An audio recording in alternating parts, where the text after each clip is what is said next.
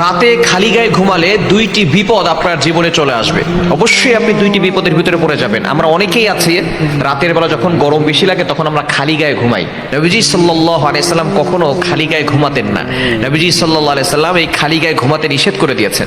আমাদের নবী তার উম্মতের জন্য A to Z যা কিছু লাগবে সব শিক্ষা দিয়ে গেছেন।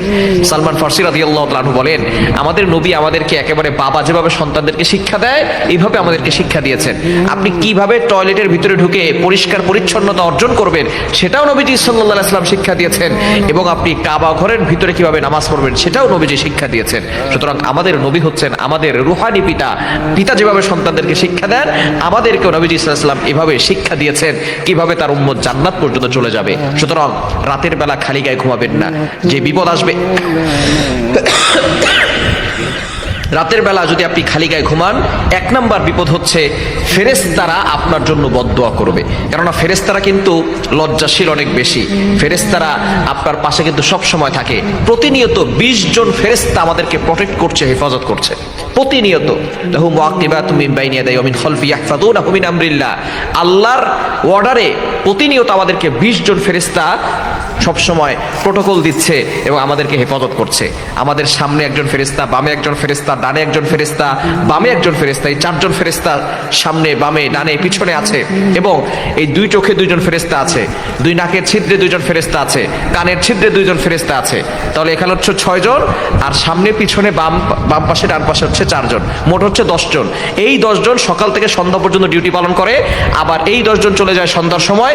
সন্ধ্যার পরে আবার সারা রাত ধরে বাকি 10 জন আবার আপনার হেফাজত করার জন্য তারা ব্যবস্থাপনা করে। সুতরাং এই 10 জন 20 জন ফেরেশতা প্রতিদিন আপনাকে প্রটেক্ট করছে, হেফাজত করছে। যদি এই ফেরেশতারা আমাকে আপনাকে প্রটেক্ট না করতো, হেফাজত না করতো, তাহলে মুরগির বাচ্চাকে যেভাবে কাক অথবা চিল পাখি, যে পাখিগুলো আছে, বাস পাখি আছে, এরা মুরগির বাচ্চা খেয়ে ফেলে, যেভাবে মুরগির বাচ্চাকে ছো মেরে উড়িয়ে নিয়ে যায়, সেভাবে যদি ফেরেশতারা আমাদেরকে প্রটেক্ট না করতো তাহলে এই মুরগির বাচ্চাদের মতো জিন জাতি আমাদেরকে ছো মেরে উড়িয়ে নিয়ে যেত।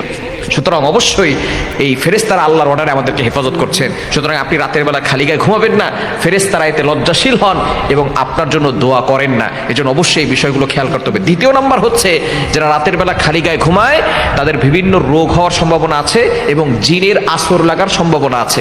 বর্তমান আমাদের সমাজে জিনের আসর এবং কালো ম্যাজিক, জাদুটোনা এগুলো বেশি হচ্ছে। রাতের বেলা খালি গায়ে ঘুমালে আবার অনেক পুরুষ আছে দেখবেন রাতের বেলা সে এমনি সকালবেলায় বের হচ্ছে খালি গায়ে, মানুষ তার শরীর দেখছে।